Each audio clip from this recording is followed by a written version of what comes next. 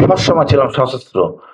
এরপরে মনে করেন এই বিপ্লবের সময়টা মাঠে থেকে আমি দেখছি বিপ্লবটা কত প্রাণবন্ত ছিল, সবার মানে একসাথে সবাই ঐক্যবদ্ধ ছিল। এখন আমাদের সবাইকে ঐক্যবদ্ধ হইতে হবে। 5 তারিখের শেষে রাত 1টা পর্যন্ত ছিলাম ডিজেফের আয়নাঘরে, অনেকে হয়তো জানেন না। আজকে নিরাপত্তা উপদেষ্টা সহ আমরা বেশ কয়েকজন অফিসার অনেক লোক নিয়ে যে আয়নাঘর ভাঙতে হবে, বের করে আনতে হবে। ফাইনালি 12টার সময় বঙ্গভবনে কথা বলে আমাদেরকে কমিটমেন্ট করে রাত 1টার সময় যে ছেড়ে দেওয়া হবে। ওই দিন যদি আমরা না দিতাম ব্রিগেডে আদমি আসার কোনো সম্ভাবনা ছিল না।